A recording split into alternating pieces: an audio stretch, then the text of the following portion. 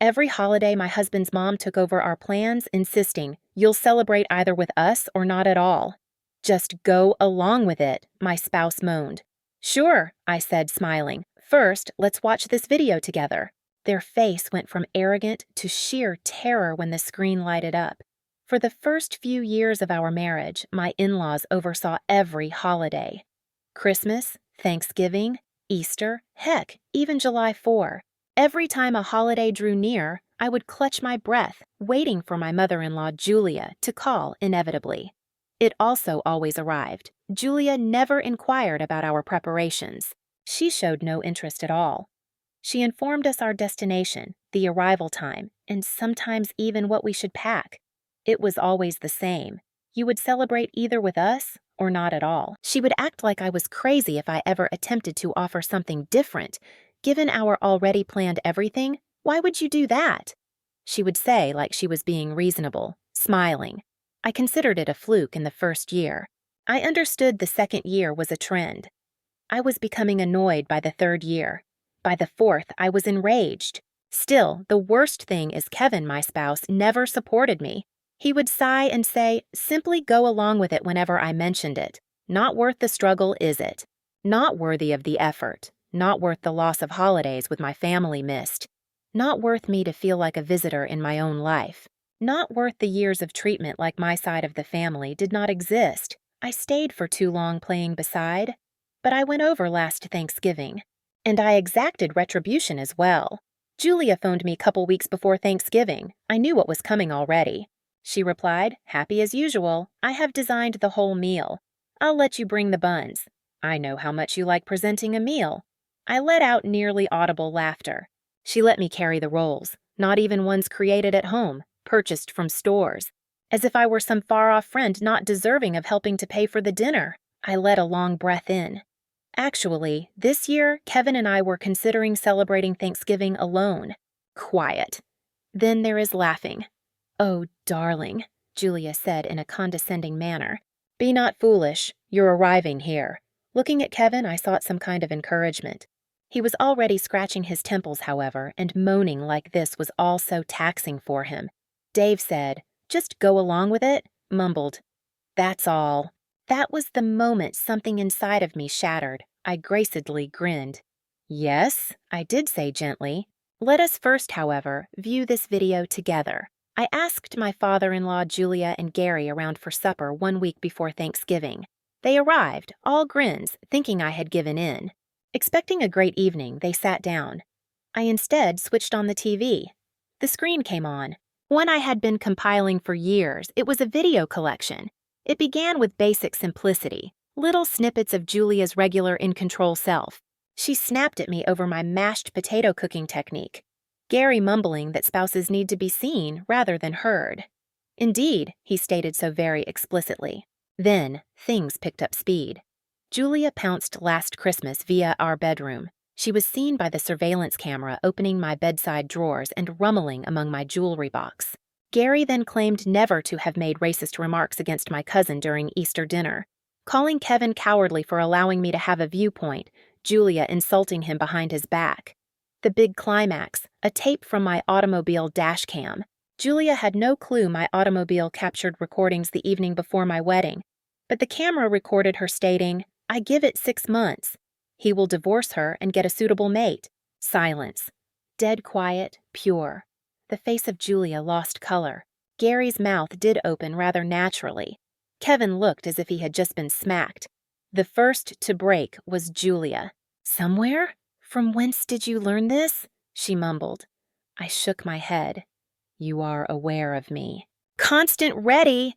Turning to me, Kevin's lips moved like he wanted to speak, but he couldn't find the words. "Why hadn't you shown me this earlier?" Eventually, he asked. I slanted my head. "Would you have taken my word for truth?" He skipped the response. Julia hurried in search of damage control. "You have to throw things out," I graced a grin. "Now, Julia." "Good heart. Don't be stupid. I have already backed it up." A panic. Pure, fantastic panic.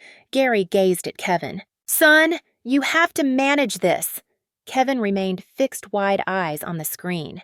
It was as if he had only now come to see his parents were not the ideal, innocent folks he always supported. Julia tested once again. "You wouldn't act rashly with that footage, would you?" I bowed in. "Of course not," I said, still grinning. "But Kevin and I will be enjoying the holidays as desired from now on. And I grabbed my phone if you attempt to guilt-trip us, intimidate us, or heaven forbid spy through our stuff once again. I might be giving freely and forward this to the whole family group chat." Julia's visage turned to something between terror and wrath. Gary seemed to be defeated. They said farewell without further word. Kevin sat silently for some length of time. At last, he let out an exhaled, "Holy *T." I shook my head. "You now see why I was offended?" He moved slowly. "Yes, I do believe I do. Kevin literally stood up to them for the first time in our marriage. I felt liberated, first of all. Still, this was not done yet. Regarding Julia, she was not the kind to give up without much thought. That evening, Julia and Gary went without another word, but I knew that wasn't the end of it. Julia was not the kind to knock back a hit and go. The calls should start the following morning. But they did not. A whole day went by. 2 then. Finally 5. Nothing. First, I considered maybe, just maybe, they had embraced loss. Perhaps they came to see they had lost control and had overdone their hand. I ought to have known better. For on the 6th day, Kevin's phone buzzed in the middle of the night. And once more. Once again. He groaned and half-consciously disregarded it initially. But then, the buzzing didn't stop. It was continual. A heavy, sinking sensation settled in my gut. I slid over, watching as Kevin got up and grabbed his phone. His eyes acclimated to the light of the screen, and the second he saw whatever was there, his face contorted. "What the hell?" I sat up. "What is it?" He didn't respond immediately away, just gazed at his computer, scrolling. I leaned over and pulled the phone from his hands. And there it was. The group conversation was on fire. Messages were flooding in from aunts, uncles, cousins. "Did you notice what Julia posted?" "OMG Kevin, WTF is going on? Is this true? You should be embarrassed." Confused, I scrolled up, and my blood ran cold. There, posted at the top of the group conversation, was a lengthy, dramatic Facebook post from Julia. A marvel of manipulation. The post began off innocent. "Family is everything to me. I've always done my best to bring everyone together, to make the holidays memorable, to create lasting memories. Then, the turn. But occasionally, people change. Sometimes people allow the wrong influences into their life. Sometimes they become harsh. And then the full-on onslaught. My kid has been snatched from me. Brainwashed, controlled. He's turned against his own blood, and I am saddened. Heartbroken, betrayed." She went on, talking about how I had poisoned Kevin against her, how I was a brilliant manipulator who had been scheming this from the beginning. And then the last dagger. A true mother never quits battling for her kid. I will always adore my kid, even if he's lost to me now. But I hope that one day he sees the truth before it's too late. The comments were filled with compassion. "I'm really sorry, Julia. You don't deserve this. Stay strong. He'll come back to you." Some folks simply want to ruin families. The worst part? Some of Kevin's own family were eating it up. Not all of them, but plenty. I went down, outraged, and found letters from his Mia, his Noah, even his own brother, Henry. His own brother. "You guys are actually doing this? Cutting off your own parents? Over what? They adore you, Guy. You need to think about this." I clenched my fists. "She's twisting the script," I mumbled, making herself the victim. Kevin's face was pallid. He looked like someone had just hit him in the belly. I don't understand," he muttered. I did. Julia had lost control of Kevin in private. So now she was attempting to manage him in public. And the worst part? It was functioning. I placed Kevin's phone down and grabbed my own. In moments like these, I had learned quiet was a weapon. If I began defending myself, if I made some huge essay attempting to explain my side, it would only legitimize what Julia was saying. So, I did nothing. But Kevin? He couldn't ignore it. That morning, he contacted his mom. She answered on the first ring, phony tears already in her voice. "Kevin, love, I knew you'd come around. I knew you'd understand how much you're hurting this family." Kevin drew a hesitant breath. "Mom, take the post down." Silence. Then a piercing little chuckle. "Oh, honey, why would I do that?" Kevin's grasp tightened on the phone. "Because it's a lie." She gasped, literally gasped, like he had just smacked her. "A lie?" "Kevin, I have done nothing except adore you, and what do I receive in return? Humiliation? Betrayal?" Kevin squeezed the bridge of his nose. "Mom, you went through our bedroom. You termed my wife controlling. You mentioned you hoped I'd divorce her." Julia sniffled dramatically. "Oh, so she's feeding you lines now? I know how this works. First, she isolates you. Then, she makes you distrust your own mother." Kevin's jaw tightened. "I viewed the videos, Mom, with my own eyes." Julia became silent, and suddenly her voice altered. The phony sobs faded. She discarded all pretense. Her voice went chilly. "Well, if that's how you feel," she answered, voice strained, "then I suppose we'll see you at Christmas. Or not at all." And she hung up. Kevin looked at the phone like it had sprouted fangs. Then he exhaled. "Holy *T. I crossed my arms. "Now do you see what I've been dealing with?" He nodded, slowly. For the first time, I saw actual rage in his eyes, not frustration, not helplessness, anger. "She's not getting away with this," he mumbled, and for the first time in our marriage, I believed him. After Julia's emotional post, Kevin's phone didn't stop vibrating. Messages flooded in, family members wanting answers, some supporting his mom, some simply searching for drama. At first, Kevin attempted answering. "This isn't what you think. You don't know the complete story." "There are things you haven't seen. Mom isn't the victim here." But it didn't matter. People wanted to believe the falsehood, and the worst part? Julia knew it. She had spent years creating her image, the ideal mother, the dedicated matriarch who just wanted the best for her son. Now, she was doubling down. A few days later, Kevin's brother, Henry, contacted. "Look, Guy," Henry said, voice tense. "I don't know what's going on, but Mom's a disaster. She hasn't eaten in days. She cries all the time. She claims you won't even speak to her." Kevin massaged his face.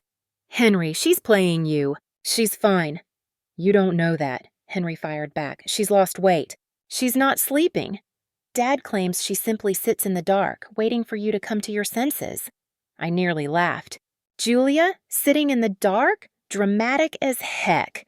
Kevin wasn't persuaded either. "If she's suffering so badly," he argued, "why is she still posting on Facebook?" Henry paused. "She's merely trying to convey her perspective." Kevin let out a sour chuckle. "Her side is a bundle of falsehoods," he snapped. "Did she tell you she went through our bedroom? Did she tell you she called my wife controlling? Did she tell you she stated she hoped I'd get divorced?" Henry became silent. Then, no, of course not. Because Julia only gave the version that made her appear nice. "She's your mother, Kevin," Henry said eventually. "Are you really going to toss her away over this?" Kevin's face stiffened. "I'm not throwing her away," he said. "She's the one offering me an option, her way or nothing." Henry didn't respond. Just sighed and whispered, "Think about it, Guy." Then he hung up. Kevin gazed at his phone. Then, gently, he turned to me. "I suspect she's plotting something." I crossed my arms. "She always is, but none of us were prepared for what she did next." A week later, Kevin was at work when someone knocked on our door. I was home alone. I checked the peephole, and my stomach sank. It was the cops. For a single second, I panicked.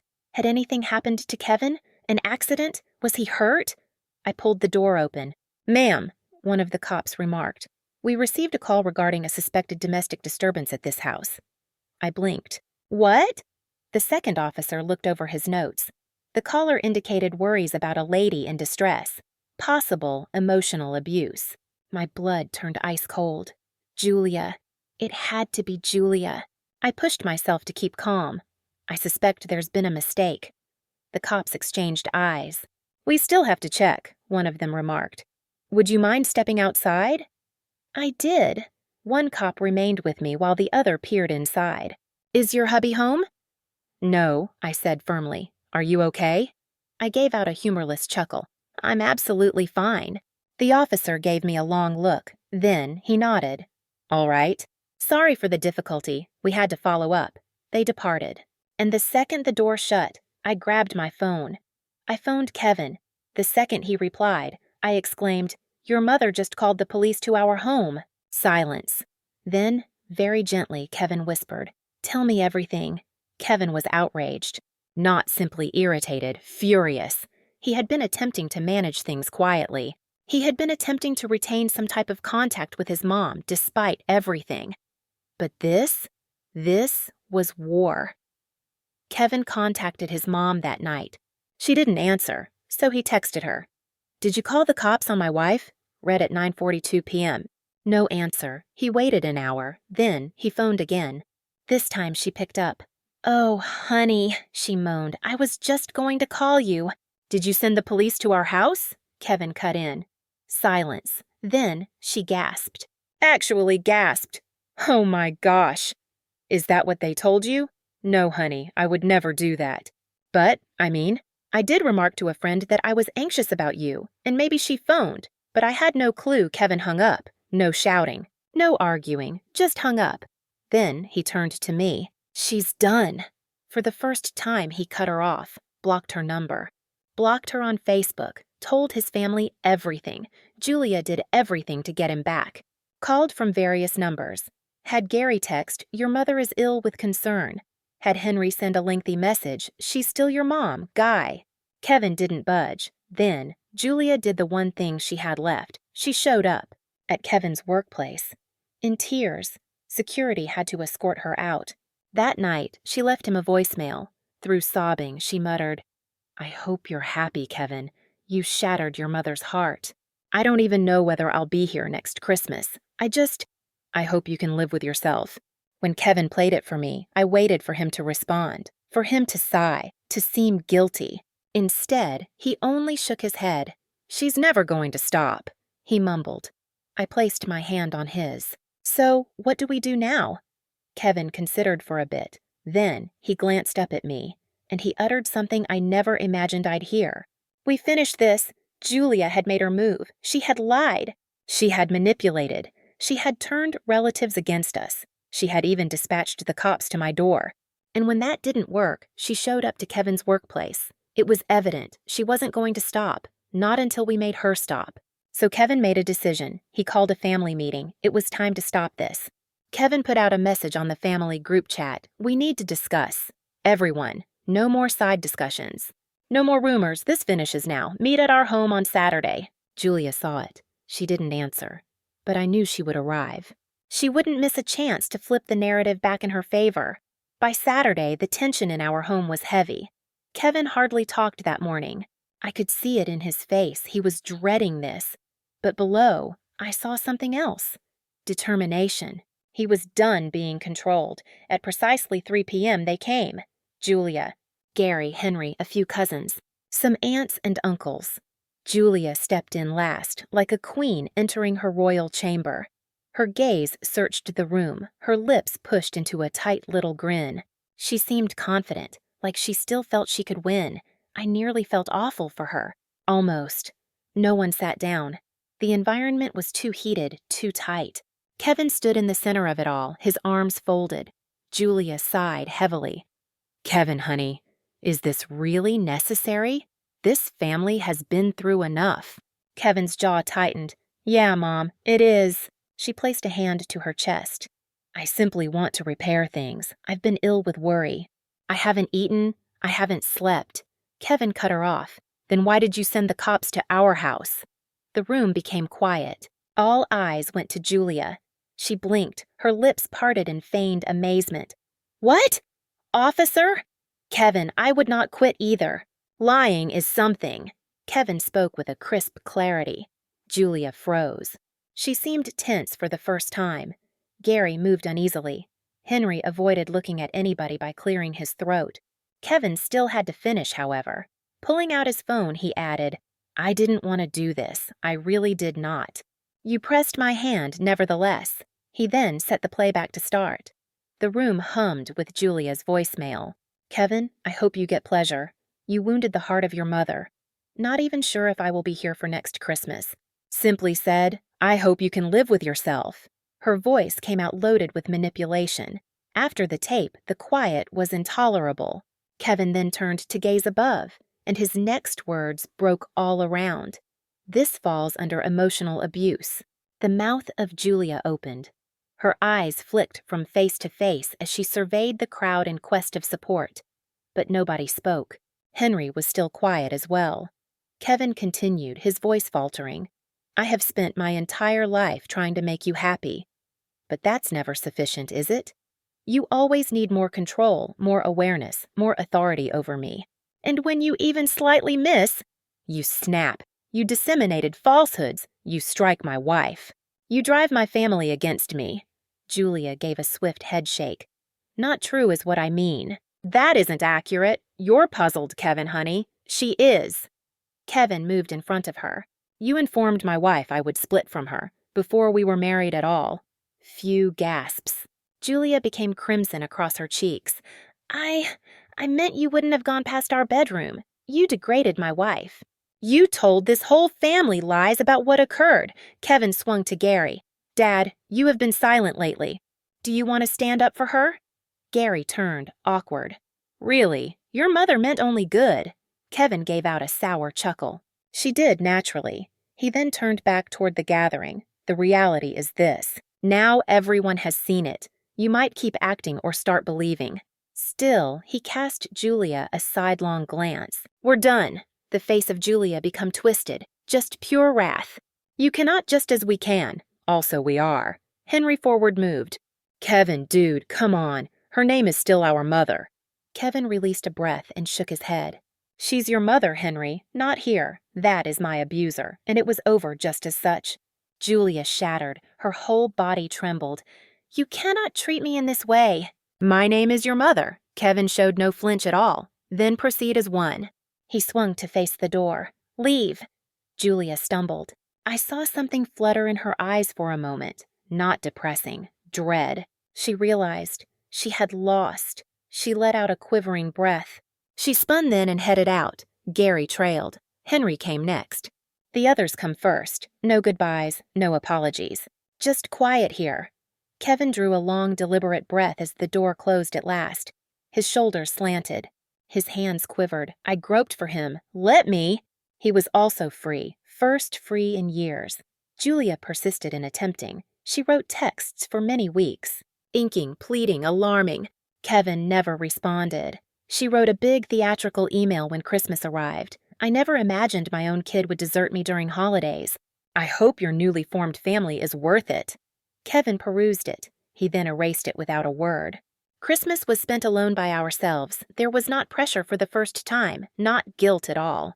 Walking on eggshells is not advised. Hot cocoa was created here. We perused vintage films. We had fun, and the holidays seemed like ours, first for years, not from Julia's. Not his, our ones. And yet that was the finest kind of retribution available.